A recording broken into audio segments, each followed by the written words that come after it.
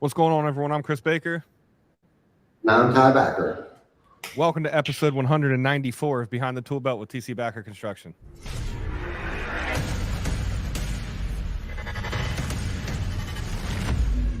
TC Backer. Roofing, siding, windows, gutter, solar. Roofing, siding, windows, gutter, solar. TC Backer.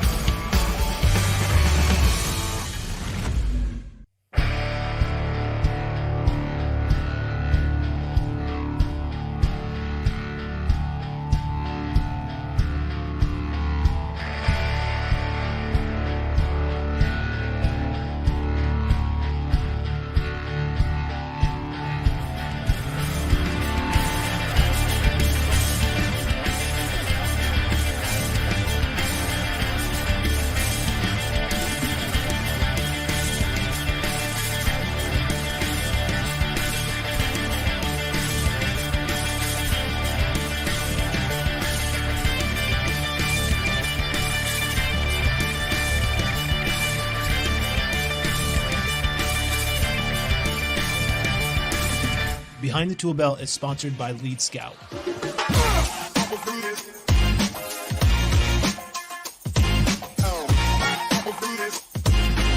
Find out more at leadscoutapp.com. I just think our salespeople are being a little bit of, well, lead babies.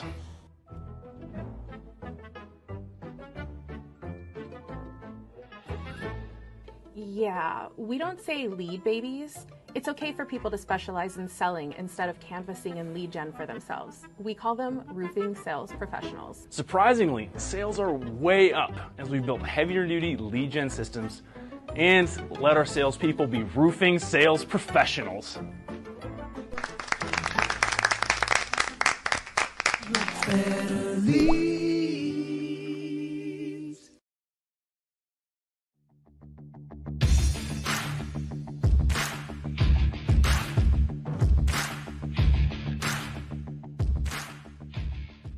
TC Backer.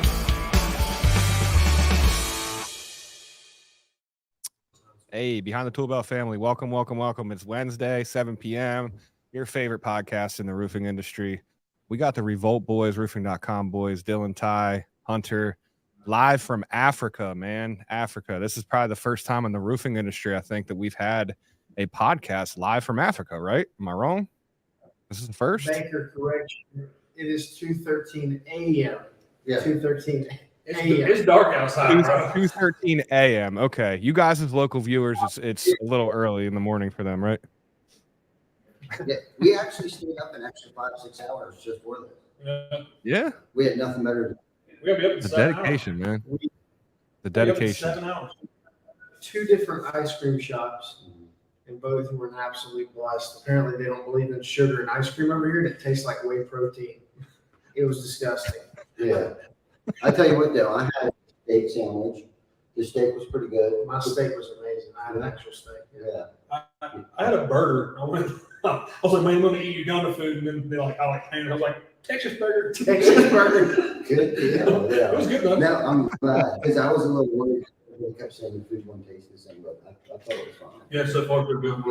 Yeah. They gave me like 3 full-size steaks for $20 or something. Yeah. Dude, I know everybody's servings was off the hook. Yeah. You know, just Yeah, the other guys got a full chicken. yeah. That's good Don't stuff. have chicken.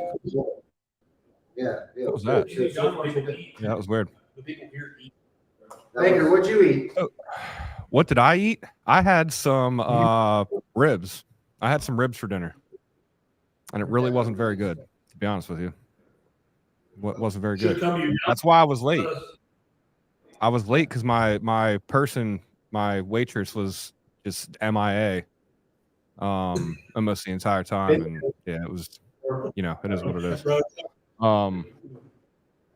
But so yeah, why don't you guys explain to viewers here, man? What are you guys doing in Africa? Number one, why are you guys in Africa? What's going on?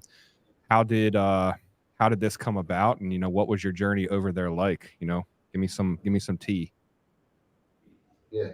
you want to just? Yeah, I'll kick us off with that. So Uganda, how the heck did we end up in Uganda? We're still trying to figure that out completely, but I'll give you what we know. Back in April of this year, 2023, we were at a retreat in Austin, Texas, with these guys, some other guys here with us, part of the Revolt family.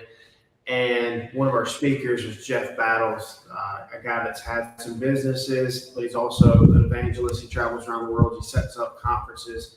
And so we just hit it off with him. He came in and he spoke. We all liked him a lot. And we're like, hey, man, we'd love to go and support you overseas. And he was kind of the same mindset. He wanted to have us over and speak. So we're here speaking at a business conference. We have basically events planned out every single day where we're going to meet with different people in the community. Anyone from kids to people our age and the elders as well. So it's pretty cool. We're looking forward to being in the city, but then also out in the villages and even to the safari. And if you don't know, Uganda is considered, Winston Churchill kind of coined it back in the day, I think like early 1900s. He said it's the pearl of Africa. So kind of like the hidden gem of Africa. Really pretty. Queen Elizabeth National Park. We're going out there. It's one of 2 places in the world where they have tree climbing lions. So we're going to try to track some of those down, see if we can't snag them. Yeah, looking forward to that. That's what we're doing in Uganda. Having a good time so far. I think you kind of mentioned what did our trip look like. It was pretty wild. There was, we flew into New York City on September 11th. These guys drove in. A few of us flew into New York City on September 11th. They were canceling like 95% of the flights. I just happened to get lucky and catch a flight, but they didn't cancel. Hung out there for a night, went and saw the city, and then came across on the 12th, got here the 13th, but like a 13-hour trip from New York City to Dubai. And then we were in Dubai for like an hour, 2 hours, ate some food, and then came here to Uganda for another 5-hour flight. Yeah, the trip was good. I think the service was great. The food was great on the trip. I think they overfed me. Yeah. I haven't had a poop in about 2.5 days. I am so ready to take a poop. But I'm sure my room, the room. I have fiber brownies. I'll trade you for dots. No, they said just drink the water. Yeah. Just drink the water. The commissary, I was told to bring a lot of food, so I from my experience of being the commissary, any of those that are familiar with what the commissary is, I brought the commissary. So I'm going to start. As in a whole entire suitcase of food is what he means. It's like 50 pounds, dude. Well, they allowed us 70 pounds per bag. So That was like, cool. dude, like I couldn't even, I tried to get 70 pounds in these bags. I got 69 and Did you? 69. Yeah, I got 69. Now, he gave them out to Emirates. Oh, Yes. my Lord, bro. Man, I always heard good things about Emirates and wanted to fly with them. And so we pulled the trigger on going with them across to Dubai and all the way here. You hear a lot about just how good their service is, how nice their planes are, all the things. And typically a little bit more expensive, but to me, it was well worth it. Just the experience, the people we were around. The plane, it was what were they called? An A380. It's an A380. It's a 79 foot on the tip to the height. We were 30 feet in the air while we were sitting on the second level. Mark was downstairs, and Hunter and I were sitting beside each other. And I looked, and he's like, "Where's Mark at?" And he kept looking around, and like we can see the whole length of this plane. And I'm like, "Bro, he's downstairs." There's a second level Downstairs? What? Yeah, and ours had, we were in business class, ours had a lounge in the back, like where you could hang out on couches. There was an open bar, chocolate cake that was fire, jelly beans, M&Ms. I mean, it was like They were taking dream. Polaroid pictures of us and giving it to us. Yeah, they were. We made new friends. That's wild, man. Yeah, it was super cool. So shout out. I was to wondering how that Emirates. would work. Like sitting on like a normal plane, because I've only ever been to like, 4 or 5 hour flights and stuff. I was like, I can't imagine sitting in one of them seats for 13 hours, man. Like I would go crazy. Flat in business class, or like completely, and then the Oh, screen is like big on your TV. And you didn't only have one screen, you had an iPad, and then you had like a Game Boy. Yeah. So you had like 3 controllers to control the whole thing. They gave you freaking Bose headphones. The service, a mattress, the mattress, a yeah, blanket, a pillow, pair of pajamas. a wet Oh yeah, I'd be cloth, good then. Pair of- I'd be good. Jam that I should have took. We're going. This is how good they were. Just to really drive the point home, we can move on from Emirates. But I was back in the back, just hanging out, stretching my legs, and I think he was the manager of like the flight crew. And he comes up to me. He's like, "Hey man, aren't you in seat 7F?" And I was like, "Yeah, why?" He's like, "Your flight attendant is up there taking your lunch order right now. You might want to go tell her real quick so you can get your lunch in." I'm like, how the heck did this dude memorize out of hundreds of attendants that I was 7F? I mean, I know I'm pretty good looking, but I don't. That's why I remembered it. That was pretty cool. So shout out to Emirates. Yeah. No, it was good. That's pretty cool. I would have done that long trip, if it would have been like a Delta or an American, even if it was first class. First class would have probably been way more expensive.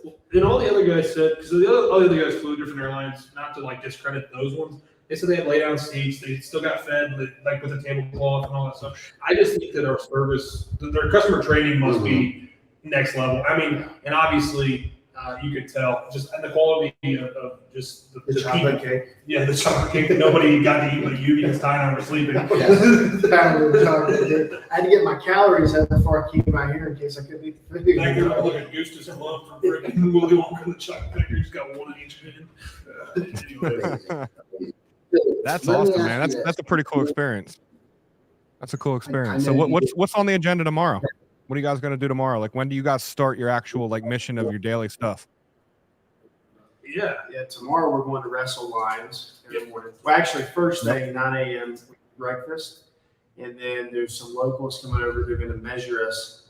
They offered to make us African shirts. Yeah, like African dress Okay. shirts that we can wear. Oh, dope. We don't even know what that means, but they're going to do it. And then we're going to hang out with some lions and pet lions and I don't know what other animals. Basically, Yeah. think of Joe Zebras. Exotic in Uganda. That's what we're going to do. Yeah, there should be hyenas, zebras, probably giraffes. There's and hyenas there? lions. Yeah, Bro, I'm more scared of a freaking hyena than an animal Yeah. lion. yeah. Dude, ostrich, bro. Those things will take that claw and just rip you right now. Mhm. Well, this might be the last episode of Behind the Tool Belt. We'll tie back You on. never know. No, I think so far it's pretty good. Yeah. And then we have Yeah, no, that's tomorrow, awesome, man. Business conference. No, business conference doesn't start till the following. Yeah, some more outreach, hanging out with locals, some kids, playing with them, playing soccer. I think earlier today, before we got in, they did play some soccer. Luckily for us, we haven't been schooled by 70-year-olds yet on the soccer field. I'm pretty competitive, so look forward to that. So Ty, this question's directly for you, man. I hear that it's illegal to have tattoos in Uganda. Is that true? Illegal? Yeah, like it's frowned like- upon. It's frowned upon. Like, are you going to have to cover your stuff up, or how's that going to work? I decided not to. Yeah. Yeah, I brought a long sleeve or two, but I kind of decided. Yeah, you brought a lot of cash for bail. as Yeah. well. The commissary. Yes, commissary. I brought plenty of commissary. I heard the natives love candy and chocolate, especially. Well, cool thing Yeah. that you guys didn't get to see. Let's go pick up Terrell tonight. Baker, this is something that I saw that we don't see at home. They're out here, man, and it's so impoverished here that everybody's available for a bribe. So, like, when we got stopped by the cops to go into the airport, it's just you bribe them with some shillings and you keep moving. There was no like Oh, question, like, yeah, legit, dude. Like, and we saw that a little bit in the DR when we all got a VIP and we walked through. Here, man, it's like a whole different world. Like everybody is to some degree. We haven't really seen it like to the degree of like we've been committing crimes and like here, man, like we're just like, hey, we don't want to be inconvenienced by you. Here's some money. Let's save that for when we get back to the States. Yeah, but we have seen a couple of guns. What kind of guns? Old AKs, old Russian AKs. Old Russian AKs. There's quite a few of them. Yeah. People walking around with AKs. We saw them at the airport. Was the first one that I saw, and then once we got here, They're pretty much everywhere. Yeah, pretty much. That's what. We're at a hotel that's guarded, fenced in, has 2 guards with AKs. But because I have tattoos. Yeah, it's because I you don't have really tattoos. I haven't got the vibe yet that there's a lot of crime per se. When we come in, there's a dump truck stopping our bus, and in America, there would have been a fist fight in the 10 minutes it took us to get down this hill. And they just calmly talked to each other to get out of the way, and it took forever. Nobody had to figure it out. But I don't really felt like, if my wife's watching, which she probably is, and all of our wives, you have nothing to worry about. It's just a different vibe more than anything. Yeah. Right. But no, I felt out of place, that we're in danger. Me neither. No, and I think Jeff had made the comment battles during that Zoom that because what was it? Terrell asked about the tattoos. Yeah. I haven't even seen anybody look at you different. Me neither. And to be honest with you, I haven't even thought about it. Yeah. Right now. Yeah. That's Unfortunately, cool. we can't. I think it's cool, man. You guys are doing that. So if you want to give some shout outs to some of those people that might be listening, watching. Yeah. I guess you guys can't really. Do you have a monitor that you guys have over there? What's your setup like? The laptop is across the room. Gotcha. So right now. If you're watching, give us some tips or tricks if you've been to Africa before, any places we should see, stuff we should try, or if you have questions, let us know. We'd love to answer them if we've got an answer to it. Yeah. Right now we got a lot of people, a lot of the regulars, man, the OGs. David Bruno said, "What's up, Ty and crew in Africa?" We got John Stauffer in here. David KX is in here. Michael Hanscom, what's up, man? Sarah, my brother Sam is in here. Ken Younts from the Carolinas, from TC Backer Southern Division. What's going on, brother, man? I see you doing good with that 75 hard, man. Corey King. Rocket's watching, Ty. Rocket's watching you down there in Africa right now. He's in here. Yeah. Agatha, Aggie, the godmother of roofing. What's up, girl? Good to see you in here. Mickey Milano, what's up? Zach Fisher, Colin Cross. All the people, man. All the people up in here. All the people. Logan Yano, what's going on, brother? In there. Thank you guys for tuning in. Like we had mentioned, we are in Uganda. We have survived the trip over here thus far. We've been in Uganda for about 12 hours. So far, so good. The food's been great. We got to experience some of the local festivities, which was awesome. I know at one point in time I got wet feet, or cold feet, wet ass. I got wet ass, cold feet. Well, this is what's funny is I almost backed out. I texted him. I was like, "Yo, dude, I can't go." And he was like, "For what?" You know how he is. And I told him. And what I said is because I'm going all in. It's fourth quarter is on us. If it doesn't have anything to do with this benefiting my family, I don't want no parts of it right now. I'm going all in. We're starting the Fearless 44 in a week, and I'm just going to double down and perform a miracle in the next 90, 100 days. And he texted me back and he's like, "What makes you think that this isn't going to do all of those things?"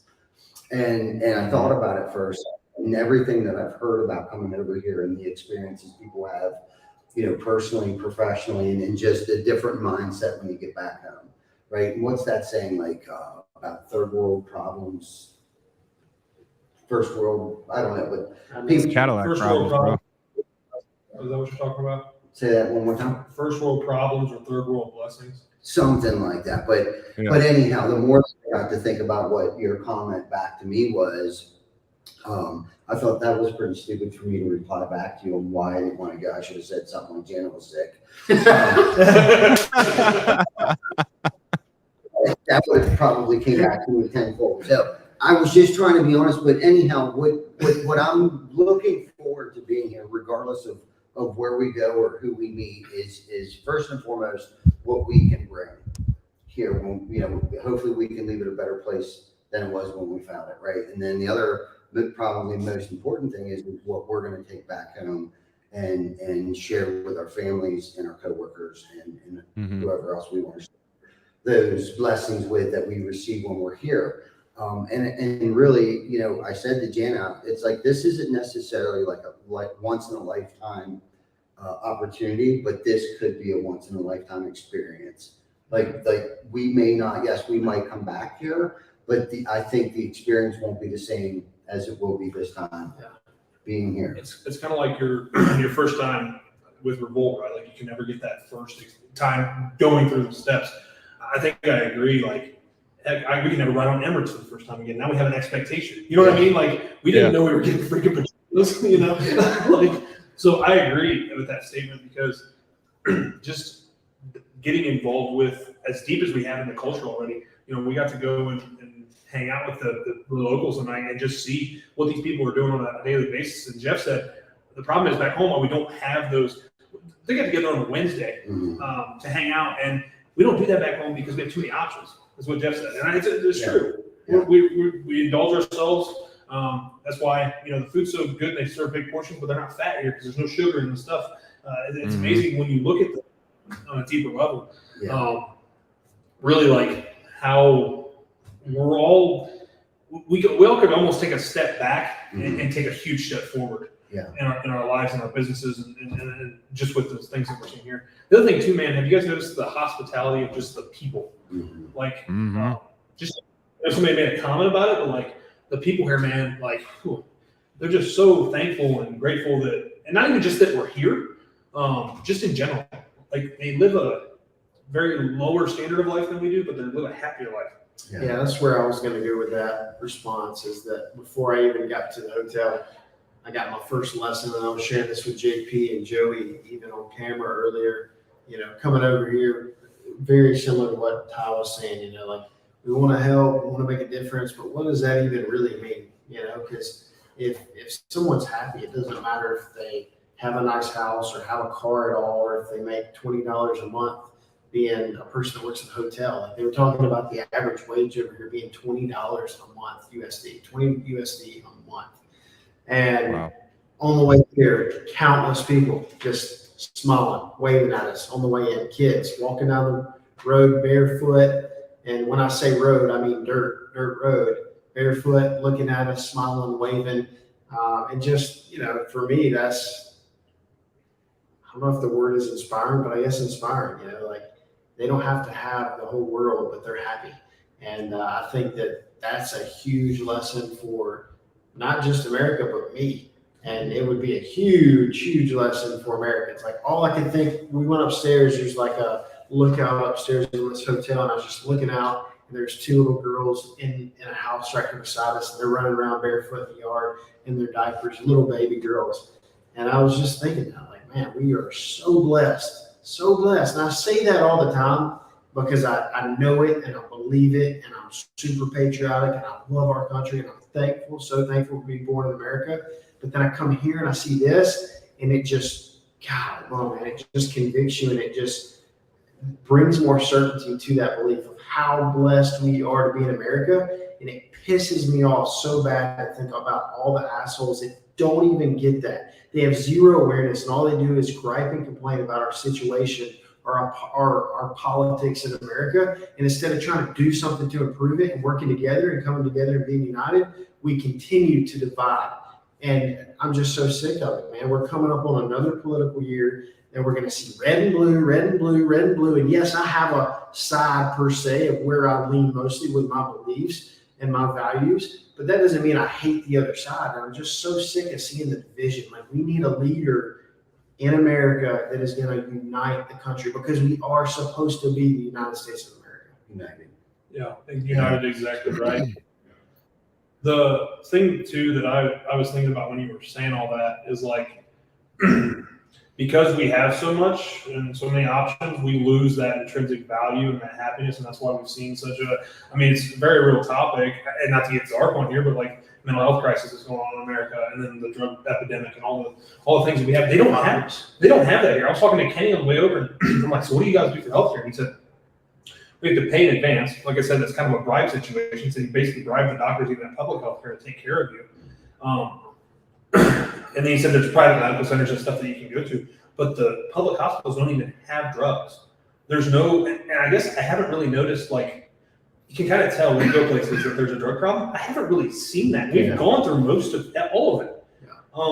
And once again, it's not to get political, it's just to really put into perspective where we're at. You know, I know for me, I was always that guy that's like, why are we sending money overseas and we got problems here. And I still believe that.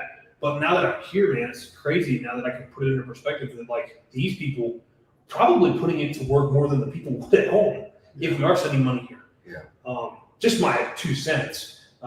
Just Yeah, a and- snippet. We probably don't want to get political on the show, but I mean, We were just whispering about this a second ago. I mean, that's what we were whispering about, is going down that path. But to be clear, the United States does not send money to Uganda anymore. They used to, but they don't anymore because of their beliefs, which is just ironic. We don't even have to go down what their beliefs are in Uganda, but the fact that the U.S. and specifically the current administration is all about your body, your choice. You get to choose how you live your life.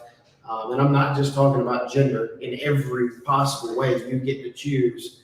But then another country that's getting funded from us, they can't choose how they want to live. It has to be regulated by the administrations of the United States. Yeah. So it's just kind of funny how that works. It's kind of two-faced. Well, going back to why I think people are more happy here is because they have less stuff, less stress.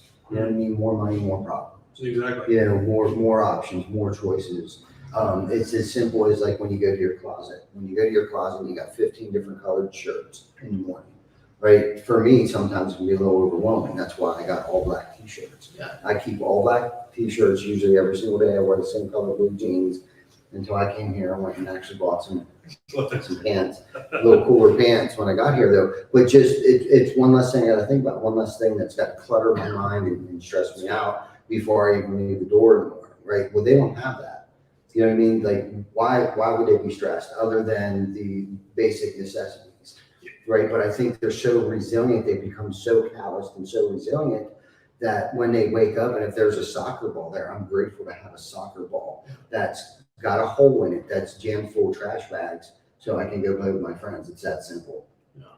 Well, and you know, it's too, to get back on the more positive note, the reason why we're here, and really I think it's become a motivation. I don't think it was when we signed up. I don't think that the political crap was going on back at home with Uganda. Now it is. With us being here for a business conference, the goal is, because we're all a bunch of business owners, we can be here and maybe, I mean, Jeff said it best tonight, if we can inspire 5 people in the room with something that we say tomorrow to go out and change their family tree like we're doing back at home.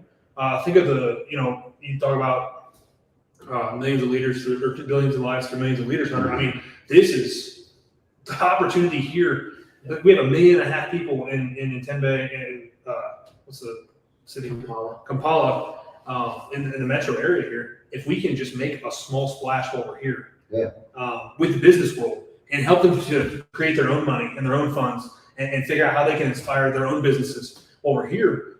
What can we do? Like, think about that effect, and people we legitimately will never know. And then the guys like me before I got here who are like, they don't need it. They don't need it. There's no need opportunity. They need opportunity like we have in the U.S. So that's hopefully what we're doing over the next few days. 3 days of the conference, and they said they expect up to 20,000 per day.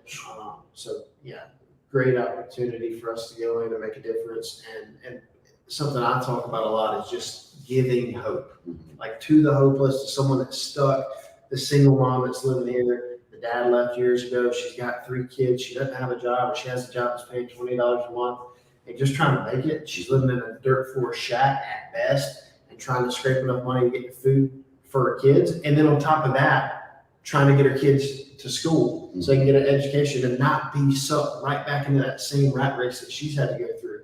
So for us, it's about providing that opportunity. It's about providing that hope. And it's about showing people what's possible. Like, none of us are smart people at all. This dude's got a freaking orange mullet. I mean, look at this. Look at this orange mullet. Like, this dude's got an orange mullet. He knows what commissary is. And how many years were you an addict? I still am. Yeah, I still am. At least a good 20, 30 years. 20 years. I come from a home of 2 addicts as parents and graduated 189 of 212 in my high school class and didn't go to college because I was too dumb and made $24,000 a year at the fire department. Like, what not smart people, but we've been blessed to be given opportunity because we live in the best damn country in the world. Mhm. And now we get the opportunity to pour back at other people and give them that same Well, opportunity. and I think that somewhere along the line, I think our mindset shifted too. And I had a conversation, JP, it might have been with JP, of like that poverty mindset, right? Like thinking too small, setting goals too small. I think at some point in time, something clicked, or we saw something, or we're inspired by somebody like, damn, I want that car, or damn, I want a pair of shoes like that. Well, in 5 years, we're going to say we were thinking too small in current state today, Right, because we are. Right, and knew that nobody was going to give it to us, that we had to actually get the tenacity to go out and earn it. Yeah. At least for me, and I knew I wanted better for myself. I knew that I was capable of doing much more. Well, why? Because so here we had an Uber ride. Ty was sleeping. Ty was sleeping at the hotel. He's old and smart, probably. Which one? Yes. Yes. We won't go into the whole story. We had an Uber driver that Hunter, Mark, and I ended up talking to, who had immigrated to New York City from the Ivory Coast, and we're talking to this guy. He drives. He says he drives for Uber pretty much every day of the week in New York City. He brings in, good money, like $1,000, $1,600, which for New York City is okay money. He was still below the poverty level because he was getting subsidized housing.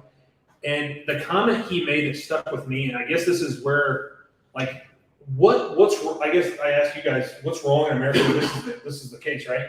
The comment he made to us was, we're like, man, like, there's so much more opportunity outside of New York City.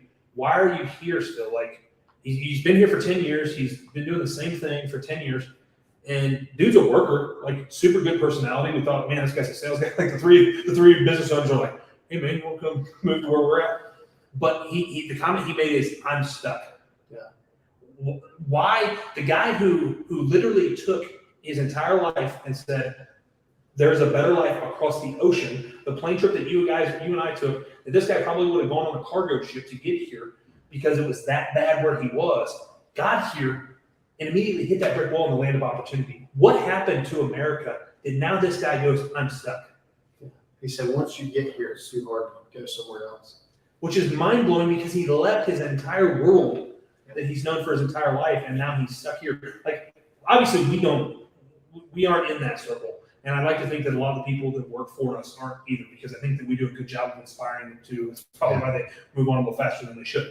But I think the point that you were trying to get to is that, yes, he works every single day, barely to get by. Yes, It's crazy. Like he's not even able to put money back. Or The buy a dude house. was still so happy, but I don't even know that he had friends. Like, we were asking him what he does for hobby. He's like, oh, I just work and I ride my bike. And so we invited him to a retreat, and then we invited him to South Carolina. And he was like, oh, are you serious? Are you serious? We offered to pay for his flight and everything. And I mean, he acted like, no one has ever done anything like that. But for us, it's something super small we could do. Mhm. Maybe change this guy's life. Yeah, I mean, and I agree with what Ty's saying that, yeah, obviously he's still like not making ends meet to save up, but like, where's the mentality shift happen for us that we were like, I'm not stuck anymore? For me, it's always seeing someone else do it. And you know what? There was an awesome moment 2 weeks ago. I had to, if Philip Sessions is watching this, I love you, brother. I'm sorry. I had a podcast with him at 7:00. And at 5:00, R.D. Sanders texted me a picture of him and John Maxwell, and they're on the golf course. He's like, man, I miss you, brother. Wish you could come tonight. And I remembered in that moment that I was going to go to John Maxwell's 1 million soul celebration from where they had 1 million salvations. And so I canceled the podcast, sprinted down to Atlanta with Maggie for their celebration. And John spoke that night to a real small group of legacy partners and a staff that flew into town. And he started talking about how everyone thinks he's the OG and everyone thinks he's the one that created all this content. And he's always, always, always publicly credited the Bible and Jesus Christ for giving him the content. But in this moment, he went beyond that. And he said, to credit someone here on earth, and he pointed at, there's a set of 3 people sitting together out in the crowd. He said that they changed his entire life and helped him to level up. And he said, everybody out there is a copycat in some sense. Yeah. Don't not do the work and try to inspire someone and come up with new content because you feel like you're copying. If you're sitting in the crowd right now and you have a lesson you want to create and you feel like, oh, well, John Maxwell says that I don't want to be too close. No, do it, because some people are going to get what you're saying better than they get what he's saying because they're going to relate better to you. That was a freaking huge moment for me because I've been sitting here. I mean, you guys know I've been blessed the last couple of years to get close to John, spend time with John. And the last couple of years, I've literally, every week I'm thinking, how do I differentiate myself so I'm not just another leadership guy like John? Like, how do I become the legacy guy or the legacy focused leadership guy? I mean, you guys have seen that, some of my spins on things.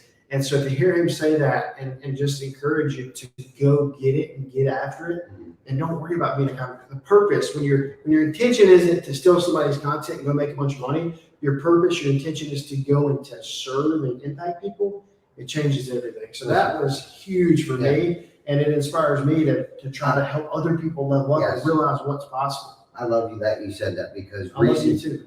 Listen, I love that you said that for real because I have struggled with that, right? And I don't know if it goes or falls under the imposter syndrome or anything like that, but it's like I'll get stuck because I can't come up with my own content because I feel like it sounds like somebody else is too much, right? Well, the whole point, especially of John Maxwell, he wants you to spread the same message. Yeah. And I just recently myself had that same revelation. And in last week's podcast, I shared a story about the Canadian bird. Well, who do you think I got that from? That was a John Maxwell story. Was it? Yeah, it was. Now, if he heard that, now I put my own spin on it and my own interpretation of it, but that's the whole point. I don't know how many times I've regurgitated something I've heard you say to my team. Well, wasn't that the point? Yeah. Do you know what I mean? So we got to stop doing that to ourselves and stop because we do come up with our own content, whether it's regurgitating somebody else's, our own interpretation, or the same exact thing, or whatever inspired us because we took that to a whole nother level. And this may sound super extreme, but I think it's a great analogy that I just brilliantly came up with.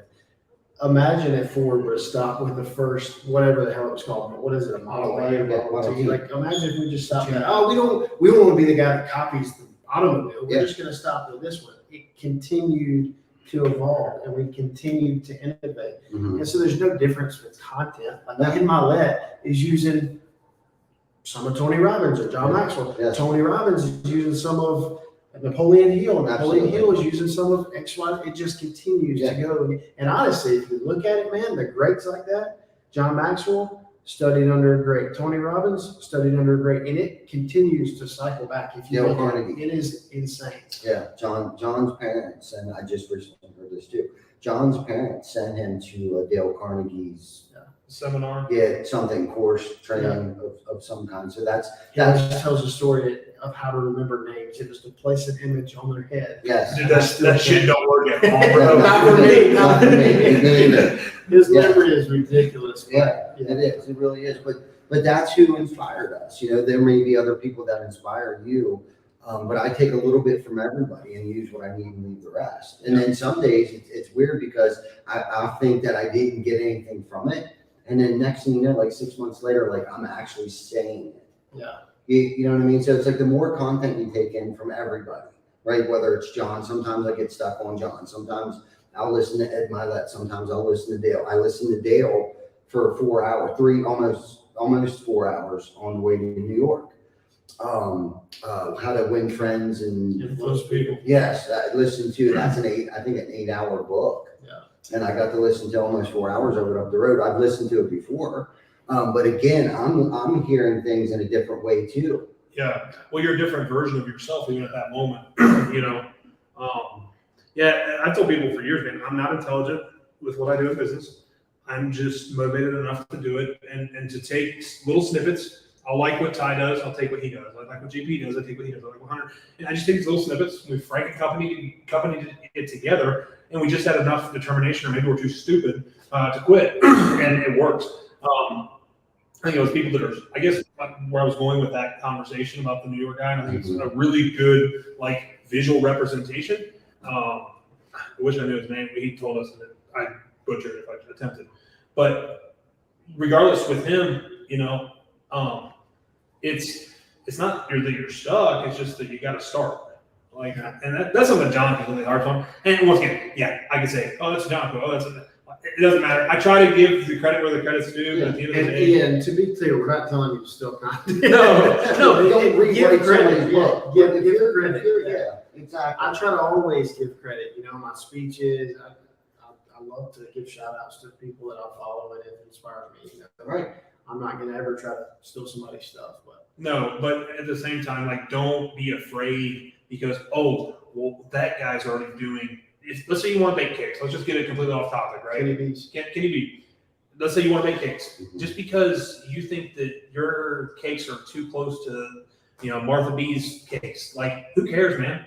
Yeah. Like, differentiate yourself and create competitiveness in the market because we all know as business owners, that's really what drives innovation and creates a better, more free market. Right. Overregulation, let's not get into politics. Anyways, but that's what is truly, I mean, so if you're sitting on the sidelines today and you're watching this, like, man, just freaking start. Yeah. Just start. Like, who cares what it is? I always I don't know if you guys, this might come off really bad, but I always hate when somebody's like, got my LLCs.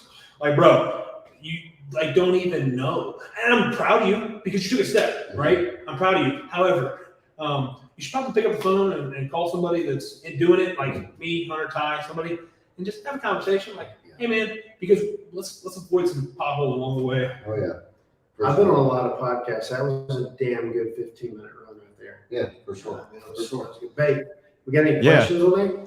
Listen, you guys have just been flowing, and like there's so many. I honestly forgot probably 7 different things that I wanted to comment on just because this has been flowing. I've been trying to keep track of some things, but the couple that I do remember, number one, I think kind of going back probably 25 minutes ago. I think it's a lot different over there for the experience because Ty, you hit it on the head, man. People over there don't have Cadillac problems, man. That's what it is. And it's like, at the end of the day, man, if you strip all the shit off of everyone, right? You strip the jewelry, you strip the nice clothes, you strip the nice car, the house, all that kind of shit. What is life about? What is most people's why? It's love, it's family.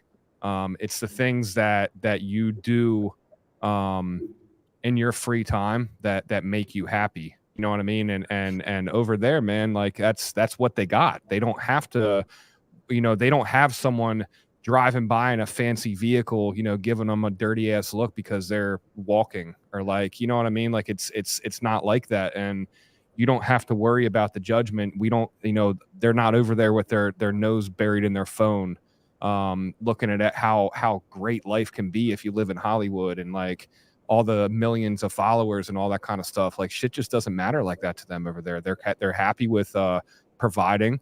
They truly live by the mentality of it takes a village to do things in life, and like they accept that and they live with that. They run with that, and I think that as Americans, yes, we live in the greatest country in the world, but that's also that's a double-edged sword right there.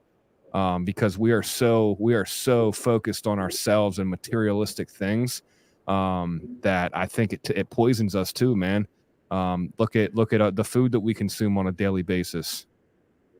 That right there. I mean, it's regulated. And people are so concerned with where they're going to get the next greatest thing that they can show off to somebody to get another follower, another like on Facebook, another this, another that. And when it comes down to it, man, you don't take none of that shit with you when you're gone. That's my spin on it. That's the main thing that I pulled out of the majority of that I think is really really key to focus on there, man, because shit just really ain't that serious at the end of the day. Yeah. One of the coolest things for me today, again, we haven't even been here that 12 long. hours. We've been here like not even a whole day. The power cut off 5 times in total today, 2 times while we were at a gathering where we were all singing together.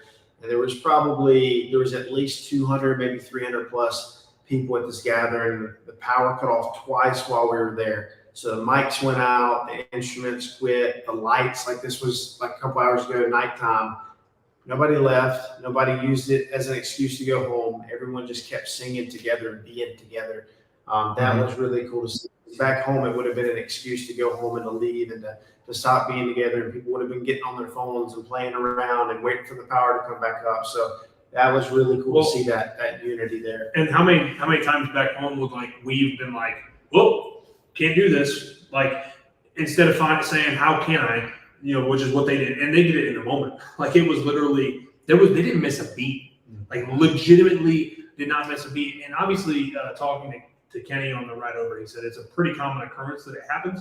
But regardless, man, they just overcome. Like, there was they were there for the right purpose. So maybe when we're going there and we're finding excuses, we're really going there for the right purpose, I guess would be my question to anybody that's in that circumstance. I hope we didn't speak it into existence. It's about to cut the power off. We got battery life though. What you got, Casey? I do see a comment by Cam Krause. Dylan Mullins' mullet is ugly as hell, is what it says. Yeah. I can't read because Ty doesn't have his old written text. It's legit, bro. I try to stay That's out. great, man. I'll just listen to that. Yeah. So who we got joining us here? We got JP Wilson, Patriot Construction out of the Dayton, Ohio. Don't know about the, bro. If you've ever been around, like the cities where you need a bulletproof vest, Dayton is one of those cities. So you don't want to mess with this dude. Bullet hole scars everywhere. He was up on a roof one time, sent us a video of like 27 bullets on top of it. How many was it really? It was 17. 17 bullets. I thought you were exaggerating. Wait a minute, like bullet holes or like lead? Bullets. The actual bullets. he pulled out. Lead. The other 10 went through the roof. That's crazy, man. So what's Did you get it paid for? Oh yeah. Yeah. All right, cool. Bullet gets a bait. What was the insurance carrier that covered the bullet holes? What's vandalism? We got What's to cover vandalism. Anybody out there, you can get a bullet hole covered under vandalism. Nice. There you Actually go. got $100,000 metal roof on a church for a bullet hole. Really? One. Wow. So don't be giving these guys ideas. Well, hey, but you're talking to a lot of guys that are not active base and yeah. Hey, some of these guys are gonna put away the ball peen hammer and get the gat out, bro. That was a joke. Don't ever do that, guys. That was a joke. My best part so far, man.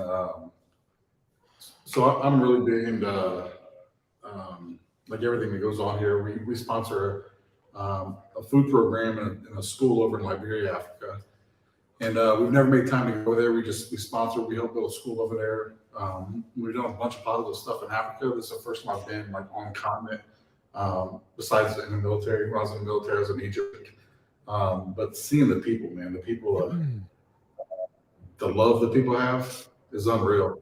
Like, I came over by myself. I was going to bring my kids, but I came over by myself because I was like, I want to see if it's safe for my kids. And I was here for 6 hours, and I'm like already planning a trip with my kids because I want my kids to experience this and see this too. Yeah.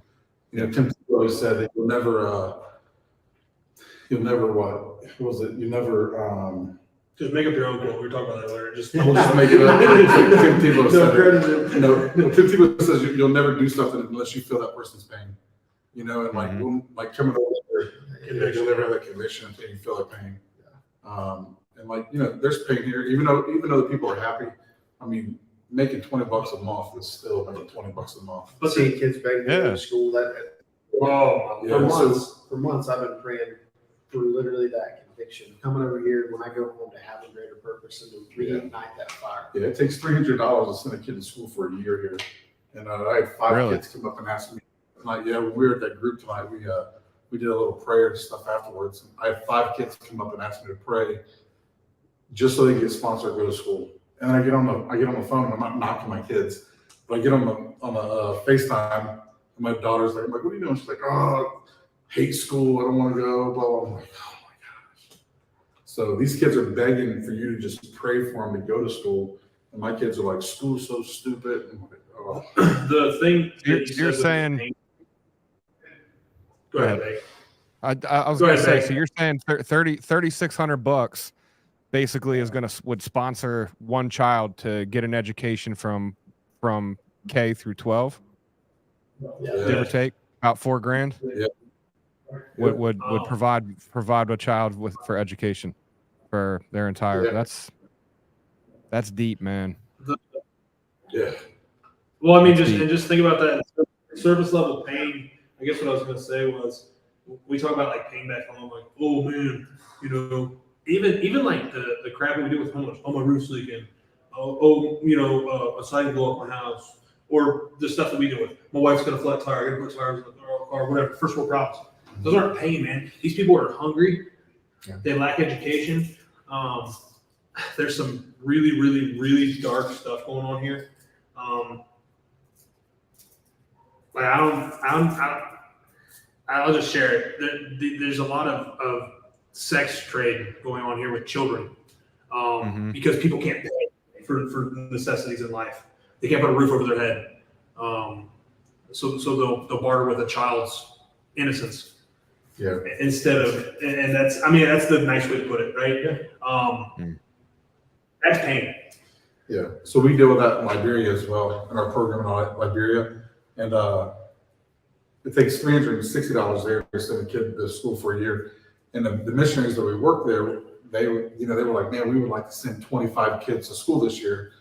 And I'm like, well, how many kids are in a village? And well, there's like 70 kids in the village. And I'm like, so what happens if the kid doesn't go to school? Well, the youngest kid, they start with the youngest boy, and then the oldest boy, and then the youngest girl. And if they don't have enough money for the oldest girl, they sell her.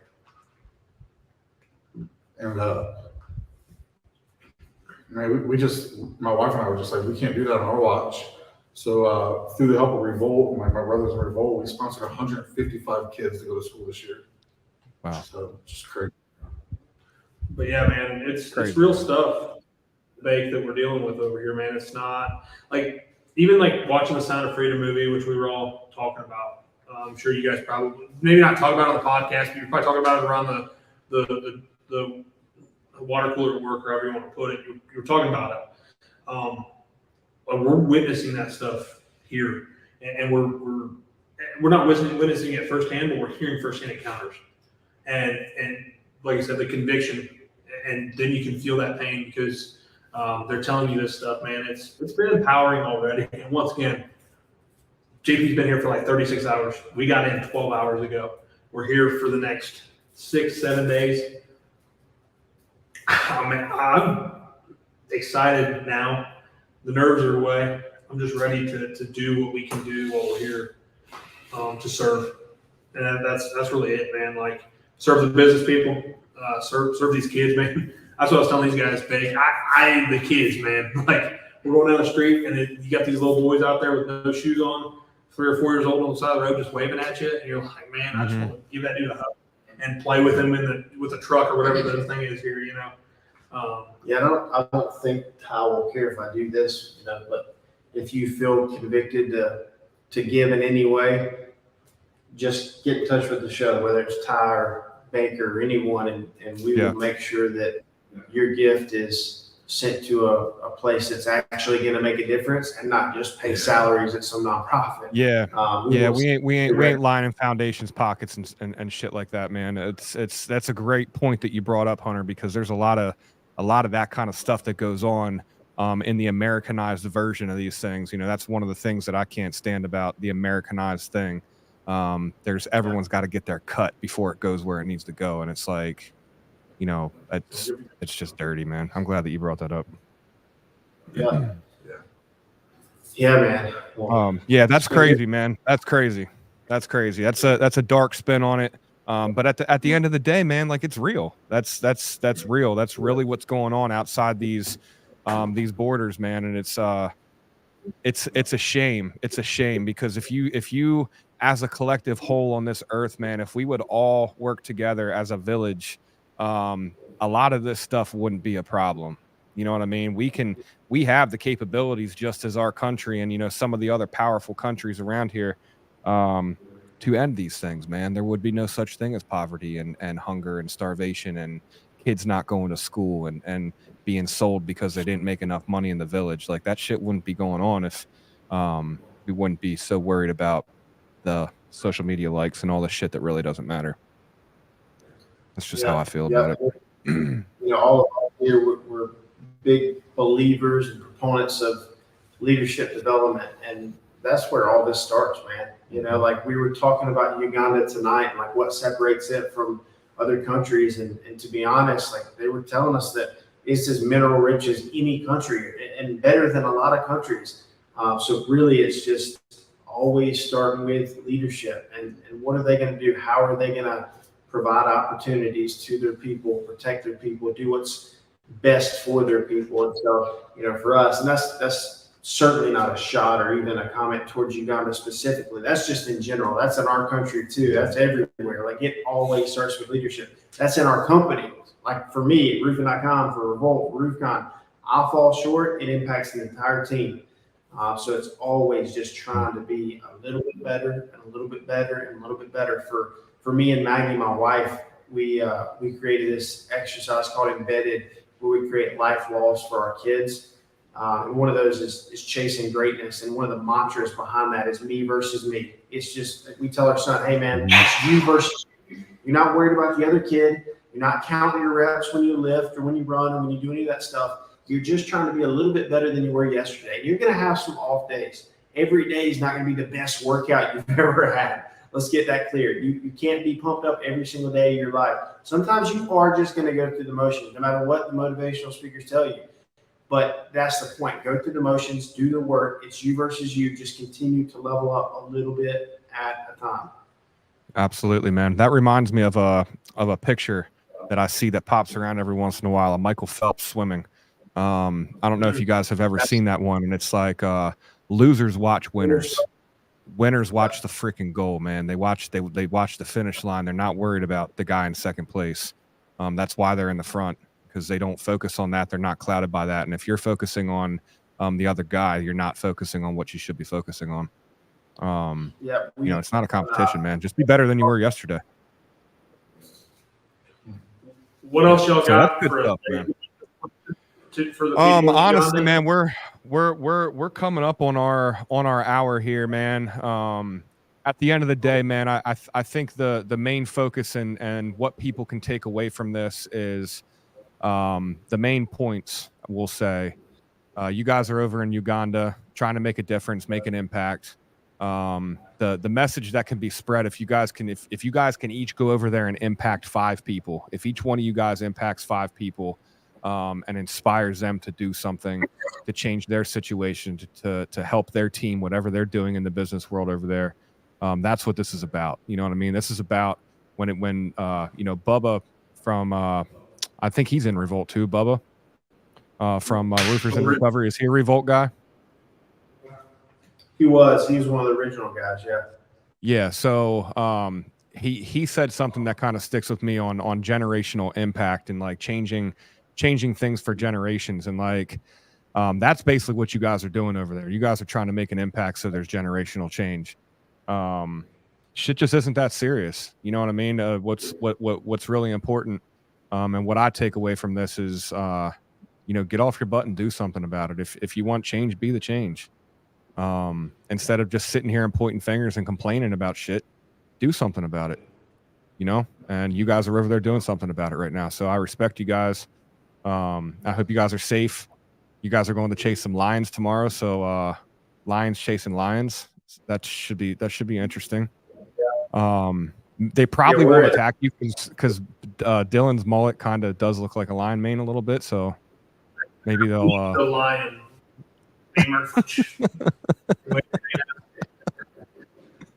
Yeah, no, it's been a great episode, man. The one thing that I want to reiterate, number one, if you guys have not done so already, make sure you like and subscribe to the YouTube page for Behind the Tool Belt. But even more importantly, if there's anyone out there that is willing to do anything to give, they just said $300 is going to send a kid to school for a year. That ain't shit. So anyone out there that wants to give, please reach out to somebody, either whether it's anyone from the roofing.com team, the Revolt team, Hunter, Dylan, JP, Ty, myself, Vic, anyone. We'll make sure that it gets to where it needs to go. I don't know where that thing is. I haven't been to Uganda, but I'm sure these guys can get it where it needs to go. And let's make an impact, man. Just to be ultra clear, the whole $300, whatever you give, will go directly to those kiddos and helping them out, not to line the pockets of anyone. If you can't give financially, that's okay. We'd love for you to share this episode. I really do mean it when I say this. I said that a few minutes ago, like I've been on a lot of podcasts. This has been one of the best ones. I'd love for you to share it. I appreciate that. It can help out, maybe help some of these kiddos. So yeah, man. I appreciate you guys. If y'all, that's always the freaking Andy Frisella says pay the fee. Like legitimately with this podcast, and I listen to a ton of industry podcasts. I listen to Behind the Tool Belt almost every week. Like this was a lot of good content. It's not just because I was here on it, but like we were saying some really impactful things. And honestly, you know, we're going to go change some lives in Uganda, but this podcast can go change lives around the world. And if you sharing it, we were downstairs picking on some people about Fearless 44. You sharing it could make more impact than you could ever dream of if you got this far in it. You were really interested in it. Somebody you know needs this in their life right now. Share it. And you know what? Like Hunter said, if you can't afford to help to send a kid to school, maybe that person can afford to send 5 kids to school. And it's on their heart to do that. So that's and prayer also. Yeah, and pray for sure. And real quick, I didn't get the shirt check. Does it look fat? Well, you don't blend in with the couch, so Dylan just kind of I don't know. He looks like the couch over there. It's the same color. But no, listen, everyone that's been watching, tuning in, liking, commenting, sharing, thank you guys for the support. We appreciate you day in, day out. We appreciate you week in, week out. We're coming up on 200 episodes now. The consistency, daily, weekly consistency, I want to say. And Hunter, I appreciate your support, man. You guys are good sponsors of ours. Always support us. We support you guys too. We like what you guys do over there. And you guys just kill it, man. Kill it. I know you guys will. I know you guys are over there for the right reasons. So can't wait to see you guys down at RoofCon. That's coming up pretty soon. So if you got anyone out there in the industry has not bought tickets, make sure you reach out to Diego. Go to roofing.com or roofcon.com. I mean, not roofing.com, roofcon.com. Get your tickets for that. That's coming up in November. But yeah, been a great episode. We'll see everyone next week, next Wednesday, 7 p.m. You guys have fun in Uganda. Everyone else, enjoy the rest of your week. Thanks for tuning in.